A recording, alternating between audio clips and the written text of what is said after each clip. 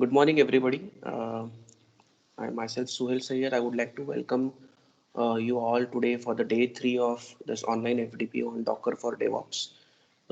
Hope you people must have found yesterday's hands-on session quite exciting, and it has given you all the insights on how to execute various commands as far as Docker is concerned. Um, we all understand that the first 2 days of session is just initial boost for all the participants so that they can take this activity further and they can learn Docker in depth. So without wasting much time, I would like to invite Milind to start with today's session. Milind, over to you. Yeah, thank you so much, sir. So, mm, Let me share my screen first. And okay, are you able to see my screen, right?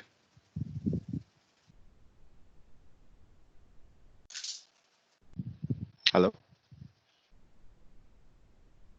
Uh, one sec. Yeah, screen is visible. Yeah. Yeah, okay. So, yesterday we saw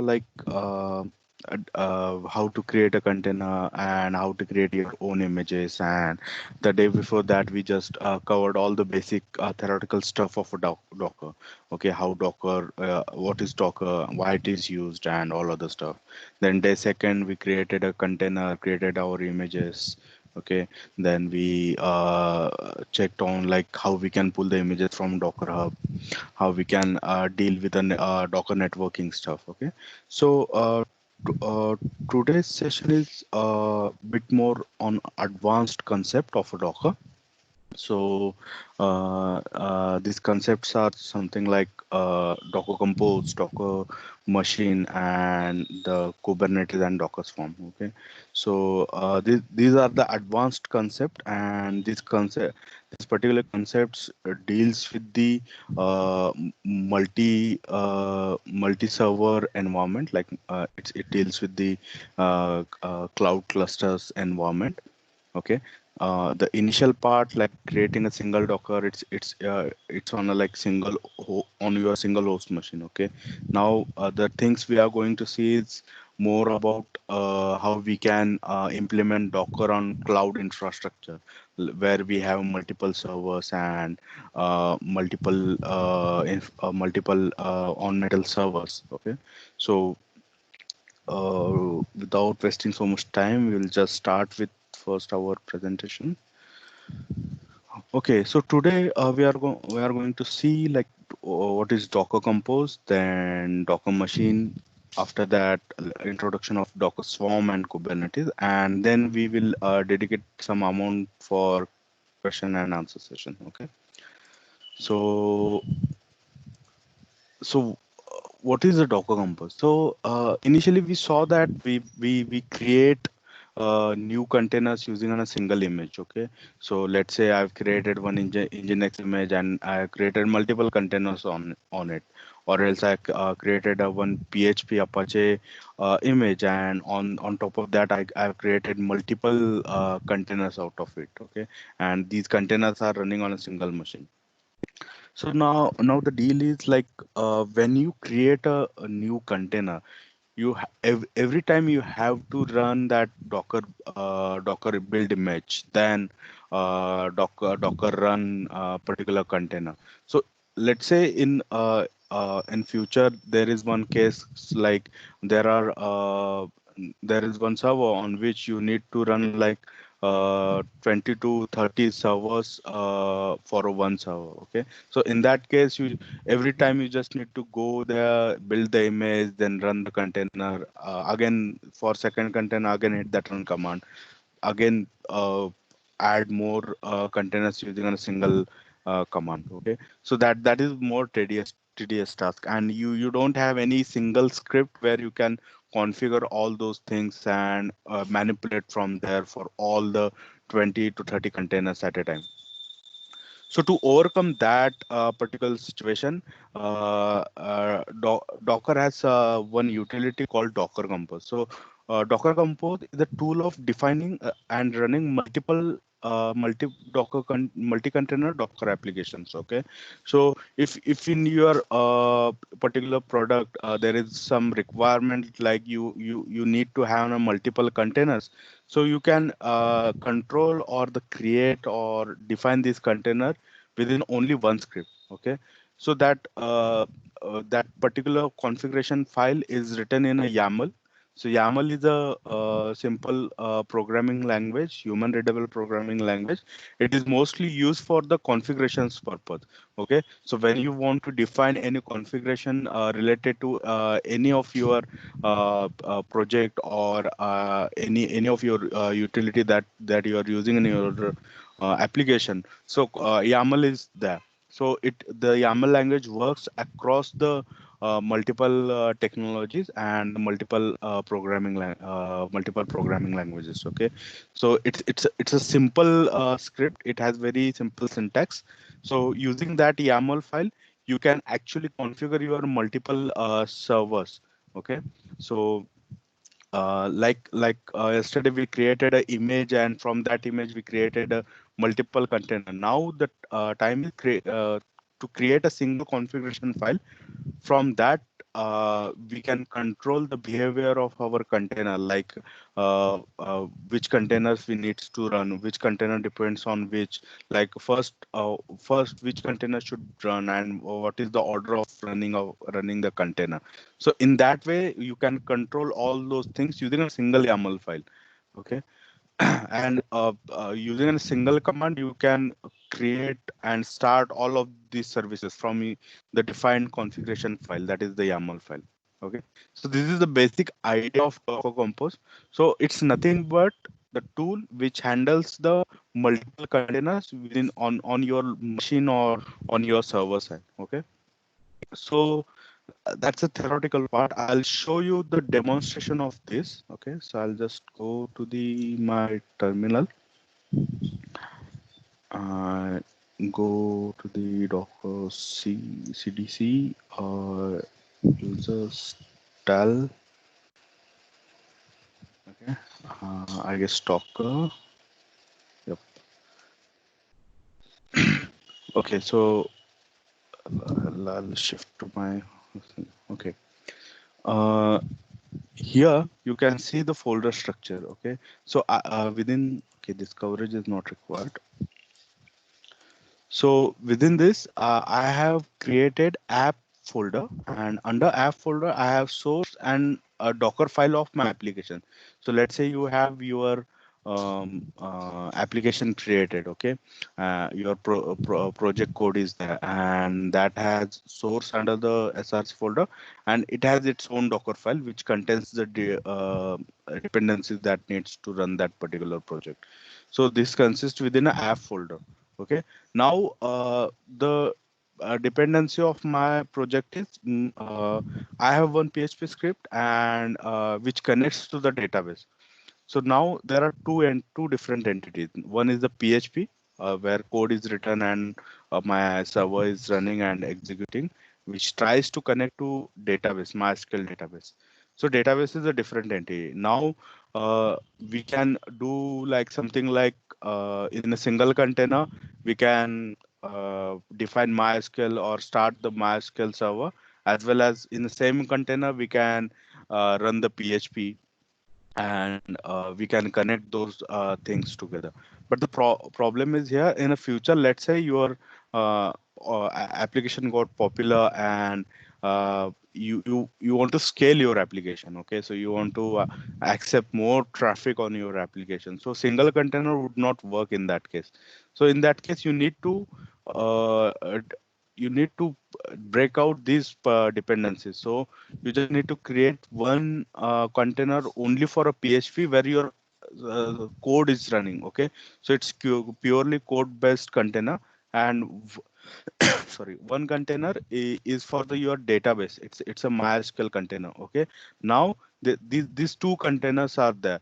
So when you are going to deploy this kind of structure on your server, you need to hit the Docker run command for creation of container two times, one for the PHP container, one for the MySQL container. Now how we can club this together, and we using only one command, we can start these two containers at a time and connect with each other. Okay, so in this scenario, the Docker Compose comes into picture.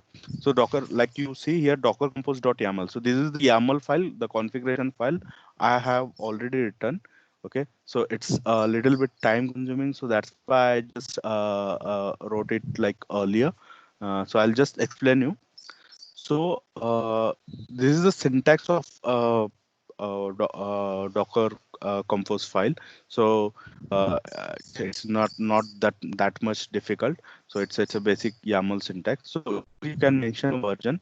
So it's right now it's a 3.2. You can find the appropriate version on of this particular Docker Compose on the Docker Compose documentation as well.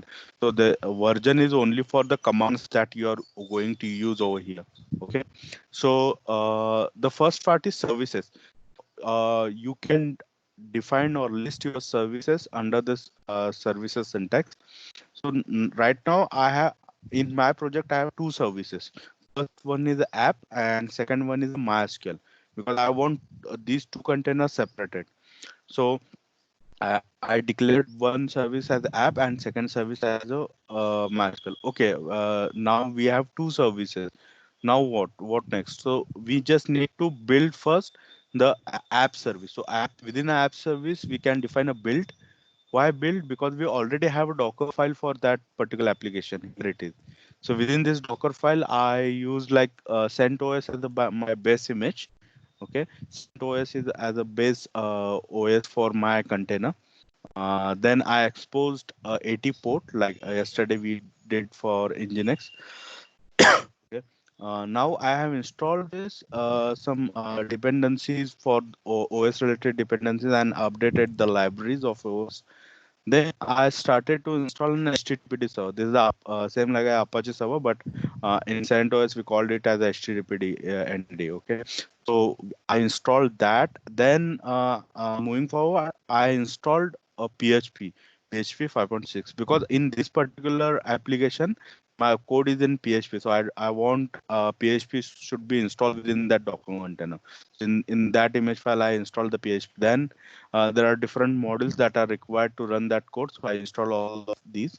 So these are the standard models. But if your code didn't need any module, so you can just skip it. Like let's say my code didn't use PHP encrypt, you can skip that particular part. But these are the standard models when we install PHP on your machine. Then I set the working directory for a container as a var www.html, so where my code would reside, and whenever I go into that container, the first directory would be var www.html on my command prompt. Then the entry point is nothing but the what is the starting point for your container. If this starting point fails, then your container will not start. So my entry point is start the Apache server. So if my Apache server within a container fails, then my container would destroy it. Okay, so that's why I just added entry point as a Apache server. So you can choose different entry point in your case if you want. But this is the standard entry point for particular this one. Okay, so once this Docker file is done, within Docker Compose, I defined like go to the app, you will find the Docker file to build this particular application container. Then I named my Docker container. Then after that, I added a restart policy. Okay, so there are different restart policies. So like earlier I said, kid, um, your Docker Compose is utility that controls and manages your containers. Okay, so let's say in runtime your application breaks or any entity within like the Apache server failed and your container got destroyed or the container is not responding properly. So in that case, this Docker Compose utility sends that particular thing, checks the health of your container, and if that container goes down, then it will restart that container automatically. It did not require any human interaction to restarting that particular container. Okay.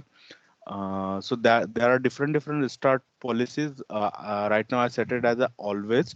So whenever my particular container goes down, it will restart it automatically. uh, Next part is the networks. Okay, networks is the, like yesterday we saw, we need to create a network for communicating between different two containers. Okay, so we require a network over here, because my application is going to communicate with my SQL container. So for that I need both of these containers on the same network. If they are on a different network, it the communication will not happen. Okay. Then the volumes part. Okay, yesterday, like instead of copying all those code within a Docker file, you need to mount your volume. So if I can, if I something I changed in the index.php, that will got reflected in your container itself. So that's for that purpose. We just need to mount our volume. Then ports part. Okay, so the ports part is mapping your local host port to the containers port, because we need to communicate with this particular app through a browser. Okay. Now the next service is MySQL service. So it now for MySQL, I didn't have any customized image created. So that's why I need to pull it from the Docker Hub. So I have mentioned image as a MySQL version 5.6. Now you can see the difference. If you have an local image on your for your application, you can you can add syntax like build colon the path of a Docker file. If you don't, if you didn't have a local image, you want to use Docker Hub repositories image directly, you just add syntax like image colon and the name of that image and version. Okay. Then again, it's container name, networks. The You can notice over here. So network part for both, the network is same, because they we want them on the same network. Then for MySQL, we need to have an environment variable that is a root password while setting in a MySQL container. Because if we set up a MySQL container, we didn't mention any password, then we didn't get a chance to log in into that server or access that particular server. So access that particular database using the URLs that has been provided by container. Okay. So next is expose. Now the difference between ports and expose is, ports is something that where you mention the mapping of two uh, two ports. Okay, so the host port mapped to the container port, kind of. But expose is something, I didn't mapped anything with my host, but I just exposed my containers port like 80. So anyone can communicate particular to this container using 80 port or 443 port. Sorry. uh, did anyone has question? Okay, this might be some. Okay, so moving ahead, like I said, expose is nothing but we are just exposing the port of our containers. Okay, so anyone can access that port. Uh, but if you want to access it from the host, just need mapping for that. So that MySQL container is exposing his services on this particular ports, or basically it's opening these ports for the communication. Okay, so then next part is the network. So here we have defined the uh, networks, like we declare the network something like this particular container we use backend network. Now it's time to create a network. So for within a Docker Compose, you can create your network by using following command, like network backend network or colon. Okay. by declaring this, if that network is not exist on your machine, it will be created, and then this particular containers would be added into that particular network. Okay, so that's a whole syntax of your Docker Compose. There are other things like depends on, and other variables, like other syntactical variables are also present for this particular Docker Compose. You can check that out on Docker Compose documentation on Docker's official website. So depending on your requirement, you can use, like I said, like restart policy. There are different restart policies. You can check on the documentation as well. Okay, so now it's time to run this particular thing. Okay, so before that, sorry, I'll just show you the PHP script. So this is the basic PHP script. You can see the host is something like this. So I'll just come back related to this, for why I didn't mention any IP or something like localhost here. So this is the username. This is the password. Okay, then this is the connection, attempt to the connection. Then if the connection is failed, then it gives a message that connection failed. Otherwise it gives a message connected to MySQL successfully. Okay, so yeah, so this thing is done. Okay, MySQL root password. So okay, so moving on a container. So moving on your terminal, Docker compose. Okay, so if you hit this, it will give you some information about this command, like what are the commands are available for this Docker compose, like build, bundle, config, create, down, events, execute, help, images, kill, logs. Okay, now we are ready with our Docker Compose file. We have our Docker file with us. Then we'll just execute this Docker Compose file and build a containers using it. Okay, so Docker Compose build. Okay, so the build will read this container file, sorry, image file, and also read download this image file, and build those files into the images. Okay, earlier we are using Docker build, then image name, tagging the image, and then image name. Okay, so in same way, build Docker Compose build works, but in this case it refers to multiple Docker file, uh, a- as per mentioned in their Docker Compose.yaml file. So if there are 10 services and 10 Docker files has been defined, so it will build all those 10 files and create an image for that. Okay, then if I go into the Docker image, let's see if my image is built or not. Yeah, you can see over here Docker app. Okay, so for Docker app, we have my image is already created. Okay, the base image CentOS is also pooled for version 7. Okay, so here you can see the image is tagged as a Docker app. Once you run the Docker Compose build, you can see tag Docker app latest. So it will be stored as a Docker app in your Docker images repository.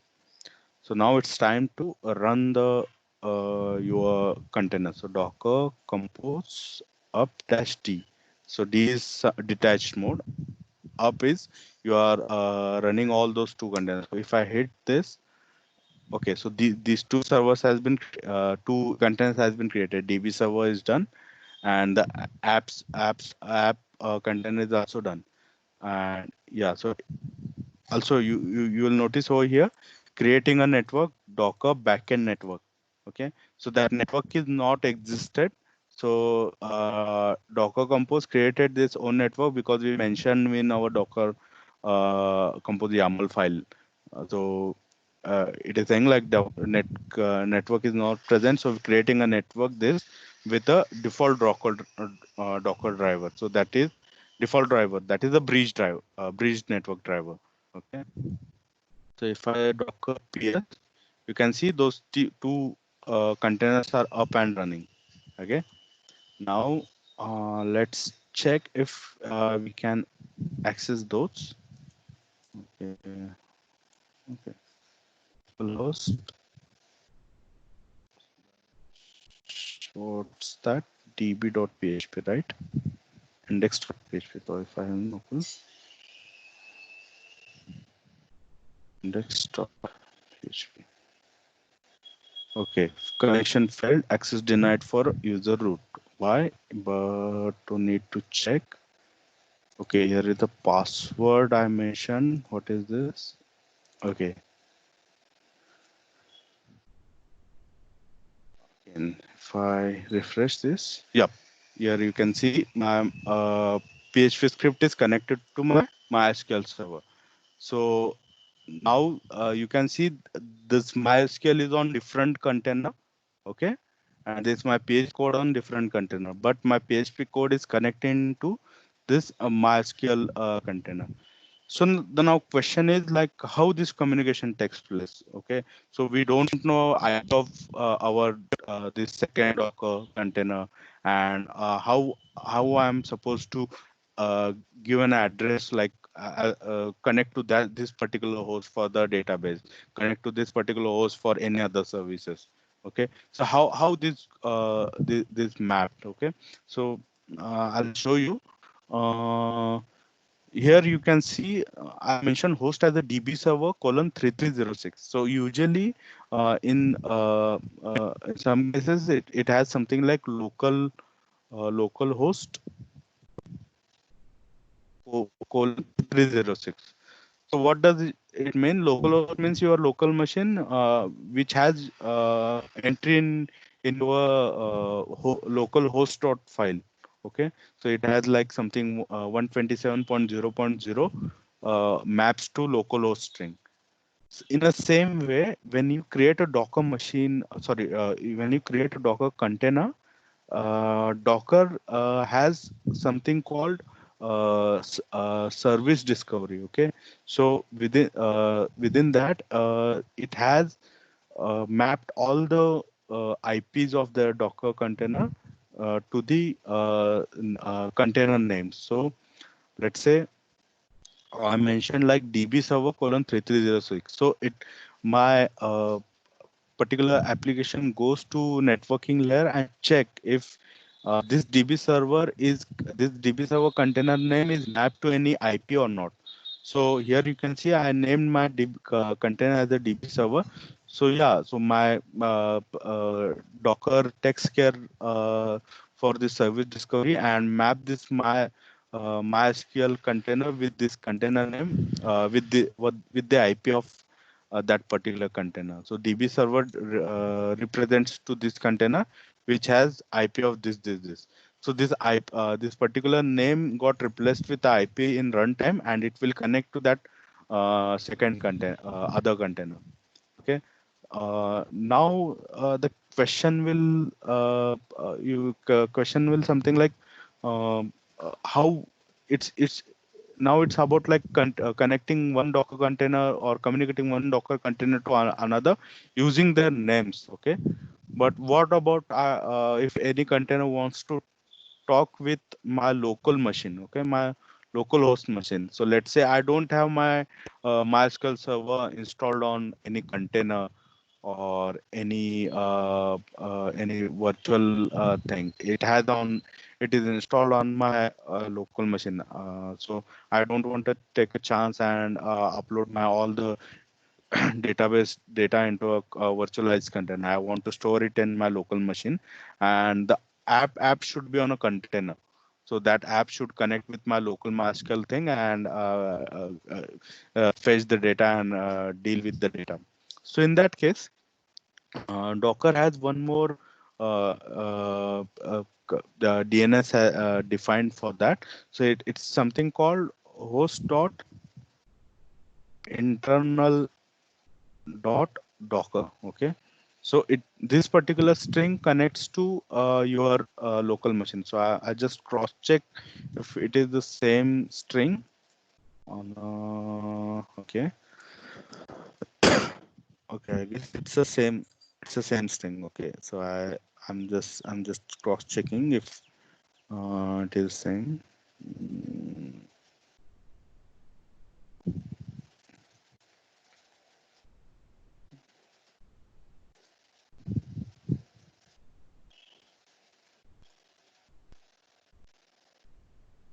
yeah, it's the same like host.docker.internal. I'll just misspelled it. So it should be host.docker.internal. Docker.internal.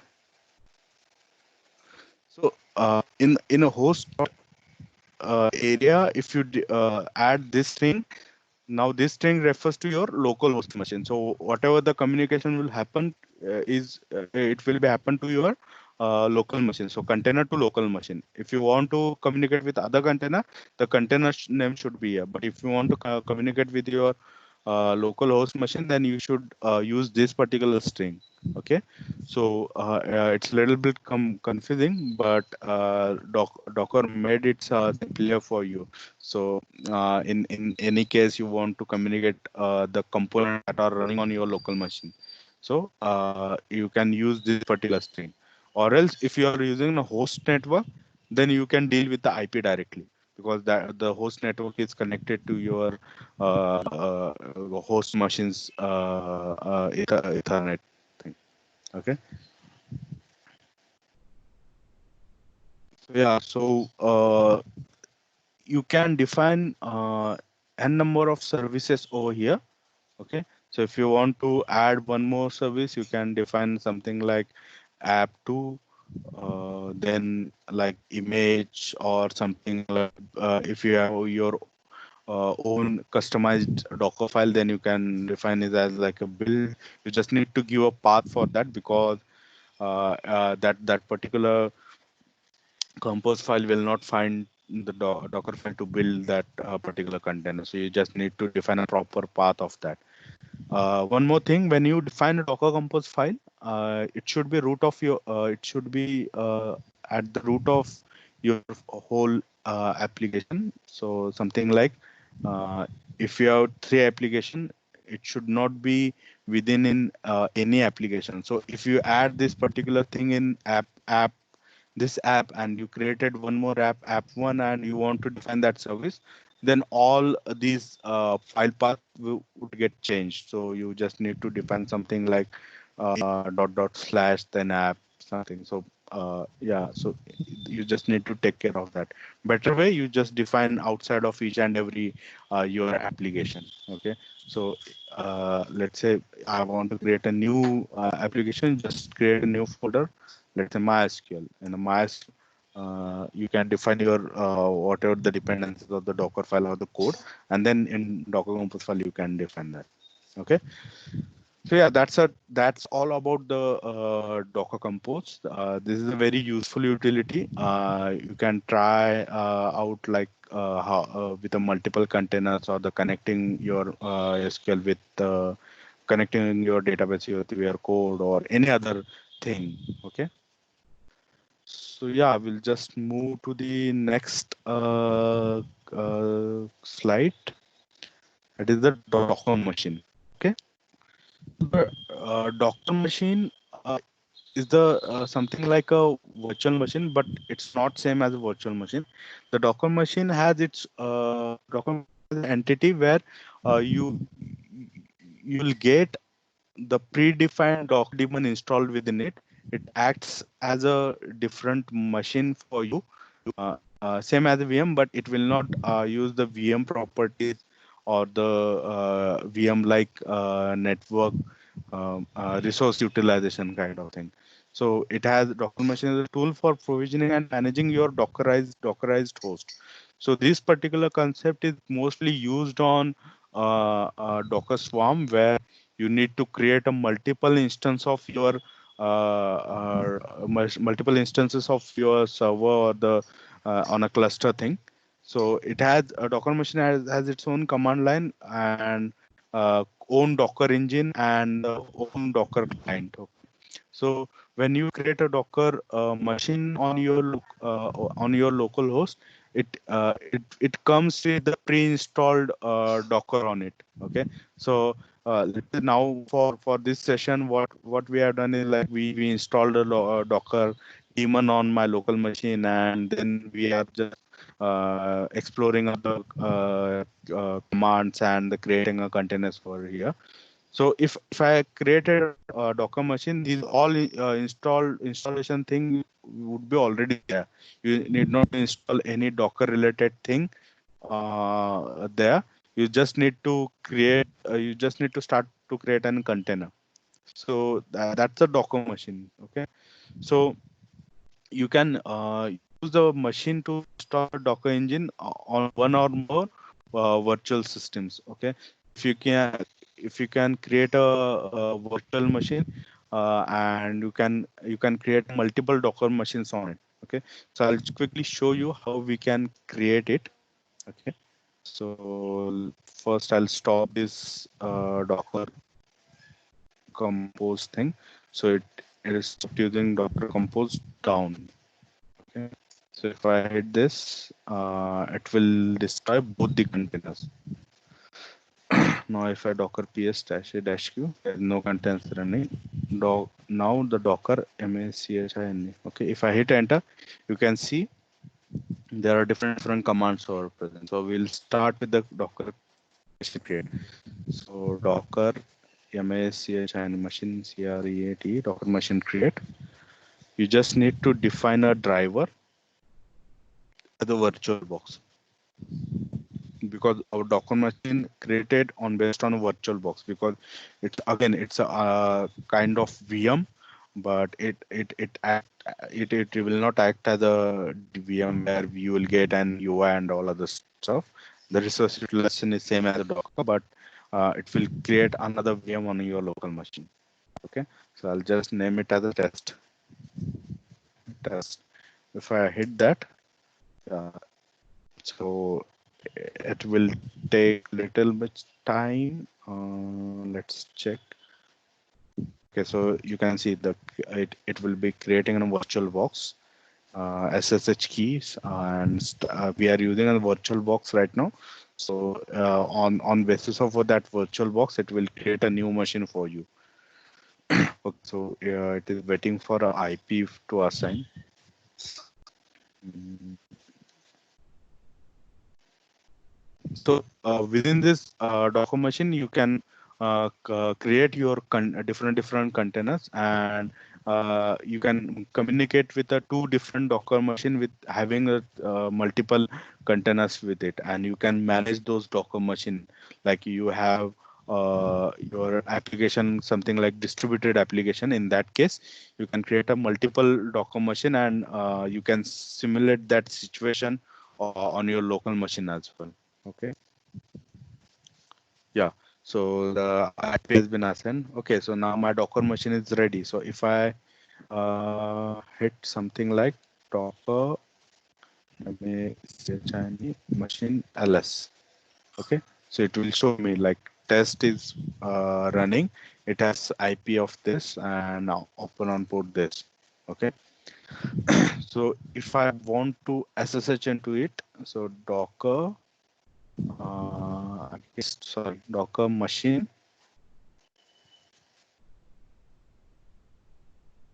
Uh, okay, so Chinese research test. Okay, you're now within the your Docker machine. So if I hit simply Docker, so Docker is already installed in that machine. So that's what I'm saying. Ki, whenever you create a Docker machine, Docker is already installed in that machine. You need not to install whole thing again over there. Okay, so like let's say Docker PS, right now no images or the containers are there. Okay, now you can actually create container within this Docker machine, and likewise you can create a multiple machines, and you can simulate the uh, uh, cloud cloud deployed on a Docker thing on your local machine using this Docker machine concept. Okay. Now I just exit it into this Docker test. Okay. I'll just Docker machine machine stop this test. Okay. And I'll just remove it. Okay. Yeah. So if I hit Docker message ls, now there is only one machine, test is gone. Okay. So that's about the Docker machine. So we rarely use Docker machine because it's used in morely used on an orchestration purpose. But if you still want to check how it works and how we can use it, so you can spin one Docker machine on your local machine and then you can check. Okay. Next. Okay. So next is Docker Swarm. Okay. Now this is a little bit advanced concept. Uh, like I said earlier, it deals with the multiple cloud servers environment. Okay. Now, what is Docker Swarm? What is the need of it? Okay. So when you create a multiple containers, okay, let's say uh, you have your application which has a microservices in it. Okay. So each your whole application divided into the small microservices, like your application has a user microservice, user module, then let's say accounting module, again the like registration module, then something like operations module. So these modules are belongs to only one application. Now you turn this whole application within Docker containerized system. It's where you added one container for each module. Now seeing as a broader picture, you have each container for your each module for your whole application. So let's say they have you have like something 10 models in your application, and you have 10 containers for the same. Okay. Now I deployed all these things on a single machine. Eventually, in one and sometime, whenever user starts hitting that particular thing, load goes beyond that particular server's limit. Uh, it will getting the response is getting much slower. Then what you will do, you will spin one more machine, you will deploy another set of containers over there, and now there are two servers serving your whole load. Again, in some time that that particular server is not sufficient for you. Now you just kept adding servers, kept adding containers within your application. So this whole thing is a manual process. And let's say you have like 5 to 10 servers which has like 1,000 containers are running over it or on top of it. Let's imagine one night uh, 2 or 3 or 10 containers got destroyed, or the 10 containers didn't respond anything, and you have to wake up and fix those things because your application is at stake. You need to restart those containers, you need to fix those problem and again restart those containers so that it can handle the load and traffic. So it's a very tedious task, trust me. Nobody wants to wake up on at night 2 or 3 p.m. for a 2 or 3 a.m. for a production issue. Okay, it really hurts. So for that particular thing, Docker Swarms comes into a picture. So Docker Swarm is a container orchestration tool. So here the word orchestration is important. So orchestration is something you manipulate multiple things at a one time. Okay, so meaning that it allows the user to manage multiple containers deployed across the multiple host machine. Now we are here talking about the multiple hosts, that is the multiple servers, not the single machine. In earlier sessions we are just stick to the only one machine, like on my laptop creating a multiple containers. Now let's uh, uh, broader our picture, and let's see there are 10 machines or 10 laptops on which my single application running on Docker containerized thing. It's steady fast to manage. So Docker Swarm manages all those machines as well as your containers deployed across it. Okay. So the activities of the cluster are controlled by the Swarm manager, and the machines that join the cluster are referred as a node in a Docker Swarm. So the Docker Swarm has one manager or multiple manager. So initially it will be one manager which is controlling all the nodes across their network. So they, let's say they have 10 servers that are running, and among these 10 servers there would be one manager which controlling all these 10 servers and the containers on that thing. Okay, so each node of a Docker Swarm is a Docker daemon. So uh, the node participating in that cluster, it has its own Docker daemon, and all these Docker daemons are communicating with each other. So all these hosts communicate with each other using this Docker APIs.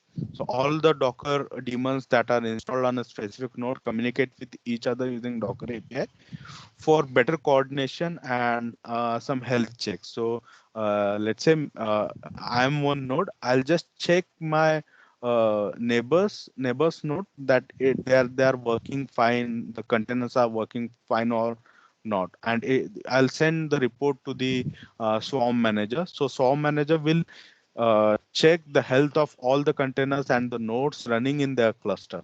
Okay, so in that way it manages, and if any particular container needs an restart, it will restart it automatically, and it will also take a backup of your whole cluster. So backup system is already there. Okay, so this is kind of orchestration tool where you get all the information about that. So for the hands-on of this particular thing, it require one dedicated session for this particular orchestration, container orchestration topic. So I'll just give you intro of this thing. So if in future I'm able to create one small video on top of that, I'll share with you. Okay. So yeah, that's whole about Docker Swarm. Next thing is Kubernetes. Okay, so Kubernetes is one of the interesting topic in orchestration area, container orchestration area. Okay, so Kubernetes is the same as a I would not say same, but it's a orchestration tool like Docker Swarm, but it is a more advanced from Docker Swarm. So Docker Swarm is developed and designed by the Docker itself. Okay, and Kubernetes is developed by the Google. Okay, so it's a pet project of a Google. Then Google made it open source. So here story is a little bit interesting. Google has multiple product on their line. Like they have Gmail, they have YouTube, they have other services, they have their cloud infrastructure. So now the problem in front of Google engineers is like each and every application is designed in some different languages. Like YouTube is designed in some different, written in some different languages. Your other products like Gmail and other stuff are defined in different languages, and these are all are running on a data centers of Google's data center. Now preparing one server or the rack server rack for that particular application is more tedious task. Okay, so you just need to check the dependencies of that particular application, then install all those things on that server rack, and then deploy our application over there.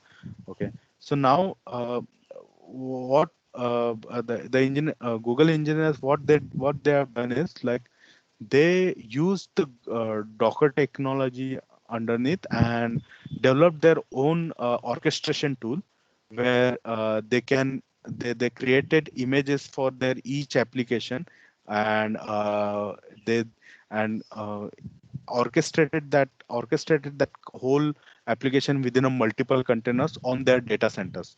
Okay, once they developed that thing, they open source those things and name it as a Kubernetes. So why Kubernetes? So Kubernetes originated from a Greek word. It's a meaning like a pilot, pilot or a captain, something. Okay, which controls the ship. So this terminology belongs to this whole Docker orchestration thing. So what Kubernetes does differently from Docker Swarm? So Kubernetes control all these hosts in a cloud server, same as a Docker Swarm, but it also takes care of your deployment of your containers within a cluster, creating a pods, also scaling. It automatically scales your container. So let's say you have 10 cluster 10 servers in your cluster, which consist like hundreds of container. Now the traffic keeps on increasing. Okay, so in that case, that 10 servers are not sufficient now. So what to do? So Kubernetes takes care of these host machine as well. It will automatically add more machines in your cluster so that load can be distributed across all the network, all the cluster, and the containers would be evenly deployed on all the servers. Okay, so let's say there are 50 instance of 50 containers or of your single applications. Now adding more server on your machine, the count goes like around 60 to 70 depending on your requirement. So Kubernetes takes care of that as well. Also, it provides an interactive dashboard for you where you can see all the metric and how my content is performing, what is the load. Uh, you can generate different kind of reports over there. Okay, so that's the whole Kubernetes. The Kubernetes provides you the framework to run distributed systems resiliently. It takes care of scaling and failure of your application, provide deployment patterns, and many more. These are the only few features I'm listing. There are many more features that are present. Okay, so it also takes care of failing of your specific container or the specific machine or the whole infra. Okay, it has some different architecture, so it's a very vast topic to discuss. But like Docker Swarm has Swarm Manager and the nodes, but the Kubernetes has the pods in it, and pods contains containers. So it's a something different from Docker Swarm. So it has again it due to time limit, I'm not able to dive more into it, but yeah, it's a very vast topic to discuss, and it's a really interesting if you are dealing with a clustered environment. So quickly, if I can show you, so Kubernetes.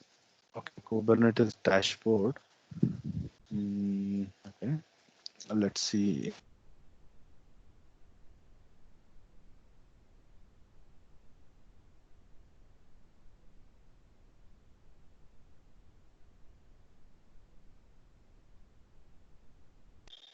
Funny. Okay, somehow my internet is acting weird. Oh, come on.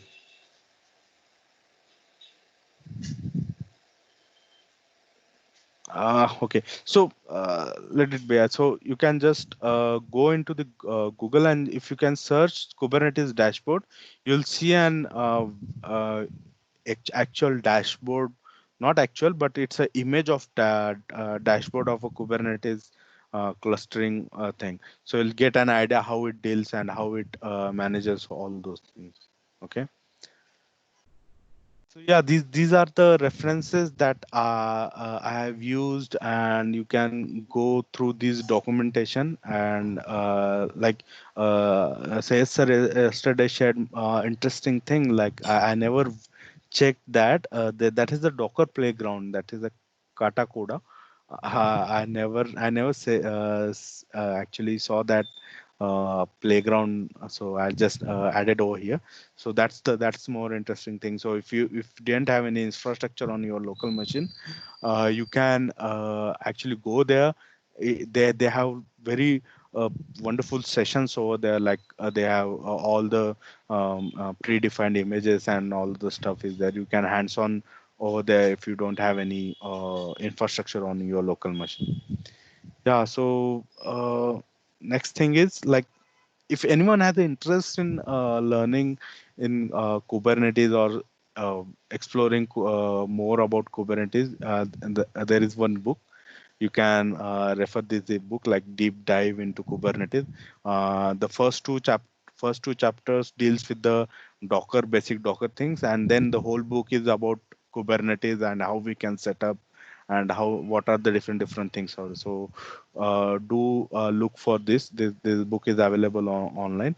Also, you can also check out my GitHub link. So I'm going to start to add more repositories related to the Kubernetes and the Swarm and basic Docker related stuff over there. So right now there are some images are also present.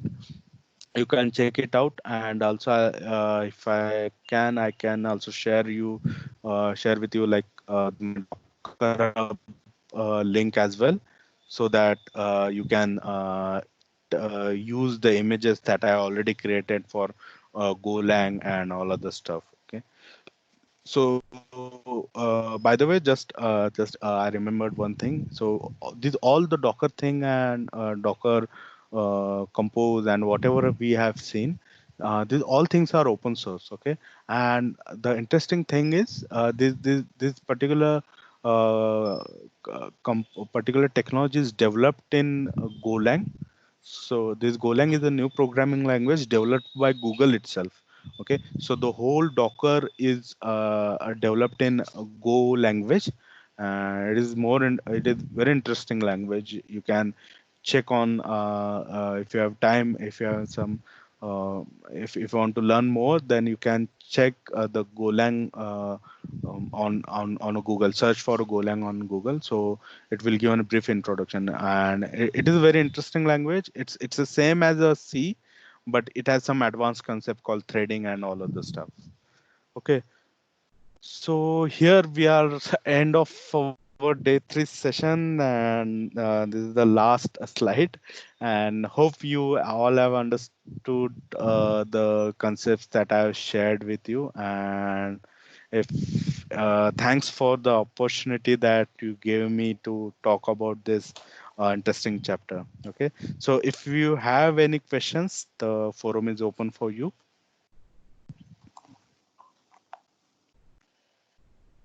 Yeah. Thank you, Milan, for that wonderful session. Yeah. Uh, yeah, we can understand that lot of concepts today that we have seen are on advanced front.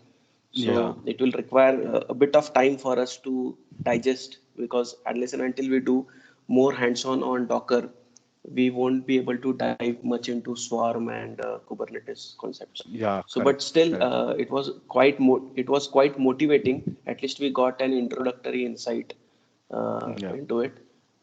Yes, the platform is open for all the participants to ask your questions. Either you can unmute yourself and ask, or else you can use the chat box also. Milind, I had one question. Yeah, sure. Good. You had shown one uh, configuration file today where you configure compose in the compose. You were showing Yeah. us PHP and the database, right? And you Yeah, created a network between the two, that is backend network. correct. Okay, and yeah, yeah. And below that, you have mentioned networks as backend network. So, Correct. yesterday you told that there are different types of networks. That Yeah. is none, and three types were there. I'm not able to Host, recollect. The other two host, will be none. Yeah. in the yeah. So which network it uses actually out So of the by three? default, it uses a bridge network by default. So even if Okay. you didn't mention not for the Docker Compose, it is applicable across all the Docker utilities. So if you didn't mention any network, it will by default chooses bridge network. Okay, and Yeah. you used the name, if I'm not wrong, somewhere to Yeah. connect. Correct. Correct. Correct, but Oh yeah. because we don't know the IP also, right? So is Yeah. it Correct. possible like with IP we can connect? Yeah, yeah, it's possible, but you'll not know the IP of that particular container. Okay, so beforehand, it's a dynamic IP assignment. So once you Uh, run a container, then it will get assigned. So before running a container, there is no possibility that you'll know that particular IP. So in that case, you just need to use the name of that container. But if that container is already running and you are using that container on your local on your code, then in that case you can use the IP because it's a bridge network. It will connect it directly. Okay, so it will not used again. There is one component like I said earlier that it's a service discovery. Then it will replace this name with that container's IP in runtime. So again, it's basically using an IP itself. so this IP is DHCP. Yeah, it's a DSCP. So each network, okay. So let's say for example here backend network. So this backend network, a virtual network is getting a virtual network is created. Then for this virtual network, there is a CIDR block is assigned. So this particular range of IPs would be available for this particular network, and whatever the containers that are going to run into that particular network or belongs to that network would be assigned IP range of this only, which is dedicated to that particular network. So let's say I created a backend network. Once I create a backend network, it will there is some CIDR block or the IP range has been assigned to that network, and then the containers start spinning on it, and the container will pick an dynamic IP from that. Okay, so for example, if I have that, I can show you. No, I don't think. Okay, okay, I don't think I have. So when let's say I'll show you differently. So if I start this container Docker Compose up dash D. Okay, so here you can see it will first create a network. Okay, so when it creates a network, it will has its own IP range and all other stuff. It has its own virtual network. Then the containers are created and added into that network. So first step is the creating a network, then adding a container. So the dynamic IP is assigned to that particular container for that particular network. So yeah, in that way, they have the IP itself. Thank you for that clarification. Yeah. Yeah, anyone else? Any doubts? Hello, Milan. Yeah. Hi. Hi. So, thank you for the session. I'm having one very basic question. Yeah. Sure. So, Sure. so if I'm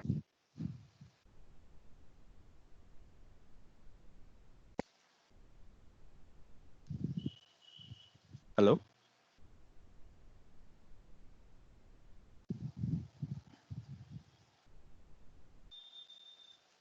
Hello. Uh, did I lost There is some someone? disconnection. No, you are connected. There is some network issue, madam, at your end. Okay. Meantime, anyone has any Yeah. questions? Any other participant?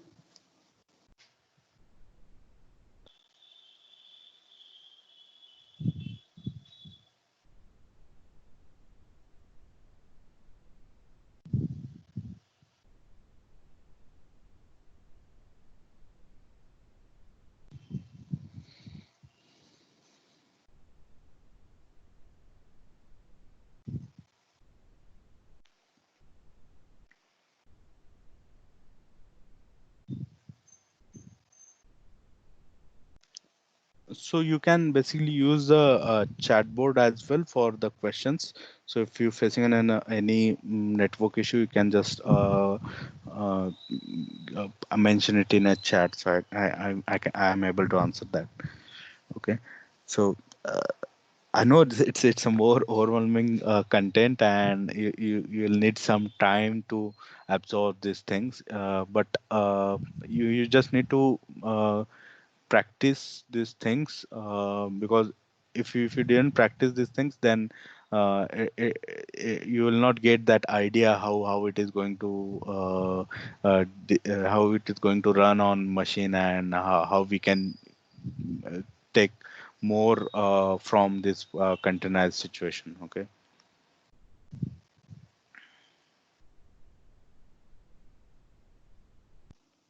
Okay, one more thing, like Milind, if you could just tell about how we can help take this technology for final year projects. We had Okay. a discussion, so if you could guide all the faculty teams so that some Yeah. directions in, so how we can use this technology on on final year projects. Okay. So whenever the final year student picks for any subject, like any of the subject for development, ask them to create that particular project in a Docker environment. Okay. So like earlier I said, whatever the things that is installed on your local machine can be Docker containerized.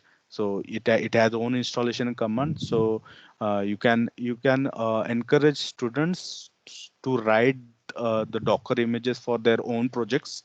Like let's say someone has picked something related to the blockchain technology. Okay. So in blockchain technology, the images are already present for the basic competition. You just need to encourage students go on a Docker Hub, check for the images.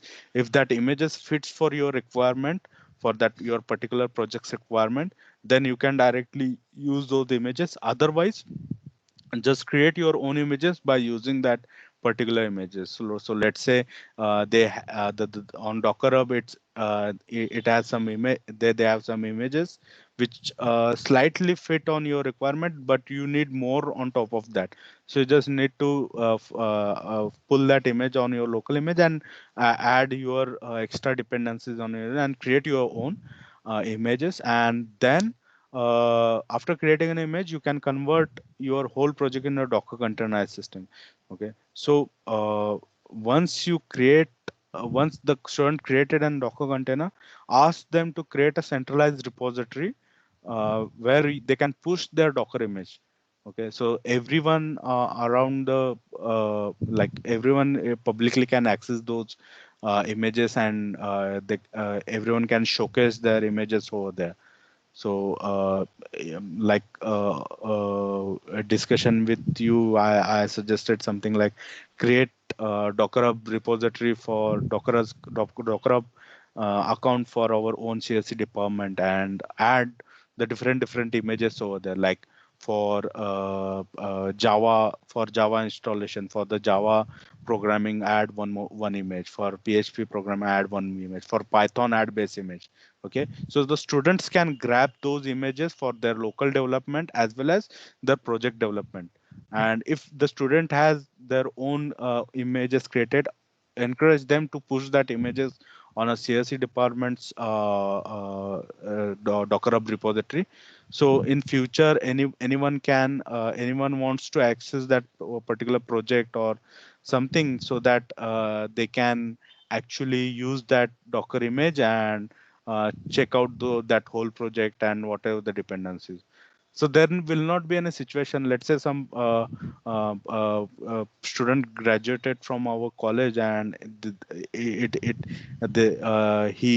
done some wonderful projects, and future we want to access that project. So there will not be any situation where any something library is missing, some dependency is missing. Yeah, code not might be there, but the image, the dependencies are still with us, so that we can demonstrate the things that these particular dependencies are required to run this particular code.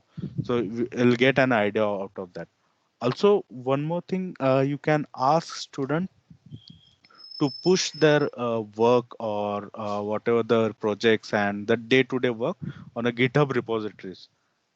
In that way, they will have some GitHub advantages, and the companies will recognize the student using their GitHub handles. Okay, so nowadays the companies look for resume as well as students GitHub account. Okay, in a free time, what are the different ideas that student has developed? Okay, so encourage student to create the GitHub repositories for their work and make them public. So if you want to create a private repository, it would cost something like $7 per repository. But instead of going to the private, go for a public repository. It will be accessible all over the world.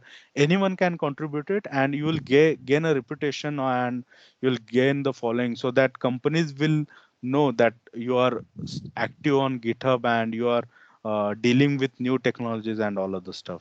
Okay, so this is a small thing, but it impacts a lot, because in companies, when we hire someone, we just explore their LinkedIn and the GitHub account, because in these two things we will get to know more about that person instead of that particular resume. Okay, so that's the more important thing.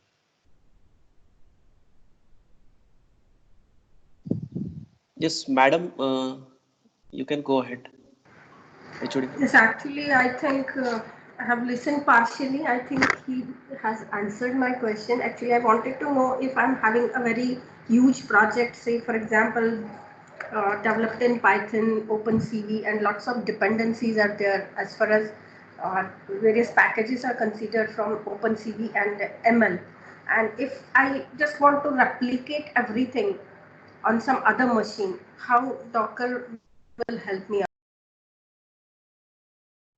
Okay, so in that, you need to create the image for your all the dependencies. Okay, so it's a very big image in your case, or else you can break your application into multiple models. Okay, so let's say the Python models and AIML model, you can define those different models, and for each model you can create a Docker image with the dependencies with them. Okay, and once your dependency is created or the image is created, you can easily use that image on any single machine to set up your project. Okay, so every time when you want to demonstrate your project in front of someone, you don't need to waste your time to install all those things from a scratch, like install Python, install the AIML modules, and use an OpenCV, install an OpenCV on local machine. So just create one image, make sure that laptop has a Docker installed in beforehand, and you just copy that image on that particular machine and run that image. Your project environment will be automatically created, and you can run your code within that environment. So it's a simple. The tedious task over here is creating an image. Okay, so it will take more time, because you need to figure out what are the dependencies that are required, and what are the third party tools that I have installed to run my project. Okay, so it's a step by step process. Just first list down all the dependencies, create one file, add those dependencies, run the project. If it's something is failing, figure out why it is failing. If it is a code error, then you can resolve it. If it is a dependency error, you can just add those dependencies within your file and rebuild the project. So that's the only thing. Okay, thank you. Thank you so much. We'll definitely exercise that. Yeah. Yes. Anybody else?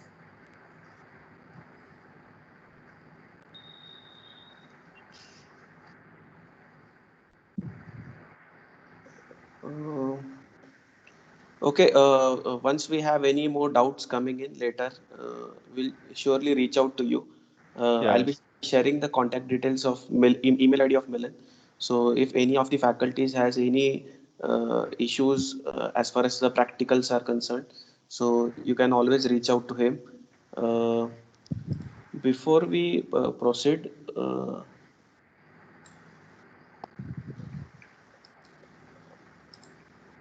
a small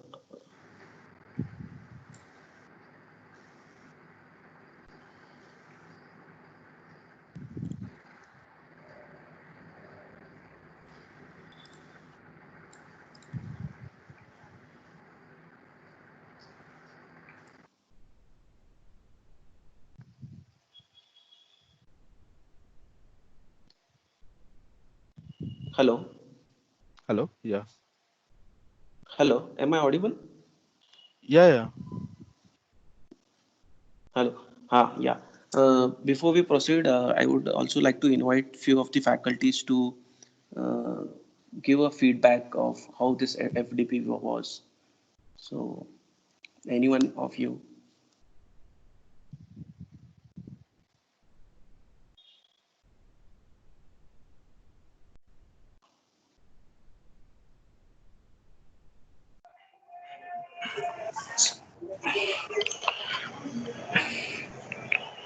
Hello, Hello. hello. Yeah, we'll go one by one. Yeah. Sachin Patil, sir. Hello. Hello. Yes, sir. Yes, sir. You are audible. Go ahead. Uh, Good morning to all of you. Uh, I found this FDP really insightful and interesting. We learned about Docker, and it was really interesting. So I'm eager to take this forward to my students also. Uh, Thank you, Milind, for your wonderful sessions.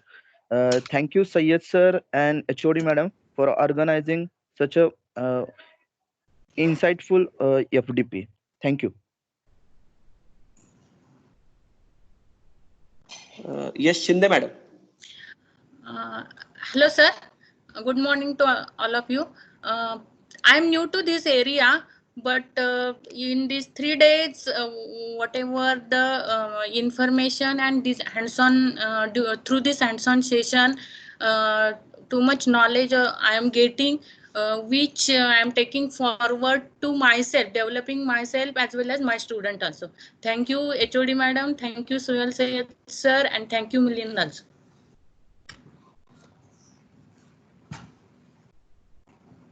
Hello. Good.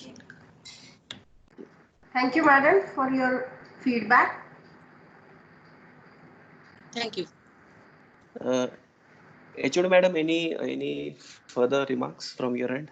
Overall remarks?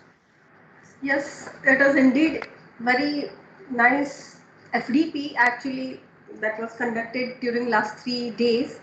So Milan, thank you very much for being with us, and we definitely take it forward to our students, and I'm sure that you will be there for us if we have any problems. You definitely will sort it out. And once again, I'm emphasizing, I'm looking for one more such kind of a session for our students as well. So whenever you get time, please inform us so that we can organize such kind of a session for students. So Yeah. thank you. Sure. Sure. Yes. Sure. So thank you. And also, I'm looking forward that after this period of lockdown, you personally visit our department and you'll guide us and various other kinds as well. So thank you very much. Yeah. Thank you Thank so you. much. Yes, thank you participants also. Thank you Sayed sir for having this wonderful organization. Yeah, so finally, I would like to convey this vote of thanks to all the concerned stakeholders. First and foremost, I would like to thank Milan for a wonderful engagement to all the participants of this workshop. Next, I would also like to thank HOD Madam for providing an opportunity for all of us to get involved for this 3 day FDP session. And I will also like to thank all the participants who made it to this particular workshop. And we surely are positive that we'll take this technology ahead not only for curriculum but also for final year projects in our department.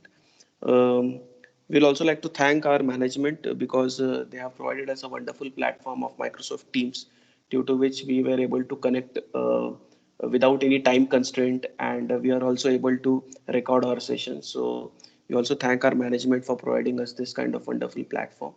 Uh, I don't know if all of you are comfortable or not, but if you could just switch on your camera so we can go for a digital selfie.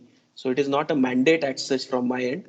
So in case if it is possible at your end, I would request all of you to just please switch on your cameras so that I can take a digital selfie at my end.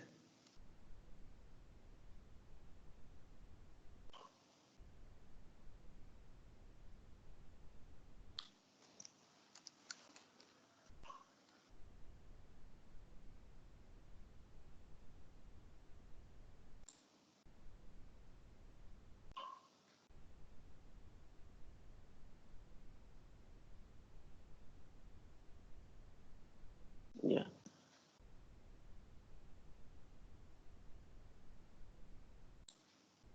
Whoever can manage, give me 1 minute so that I can, because this is also something new to me.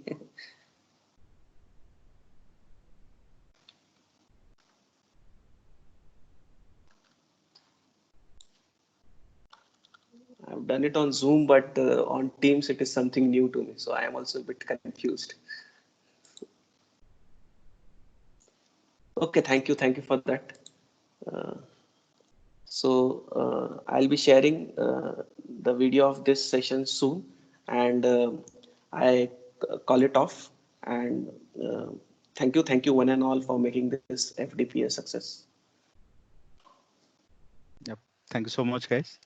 So hope you like the content, and if you have any questions, Sayed sir are going to share my email and the other things so that you can post your questions over there, and I'm able to, I'll try to answer all those things. Okay. Thank you so much. Okay. Bye. Bye.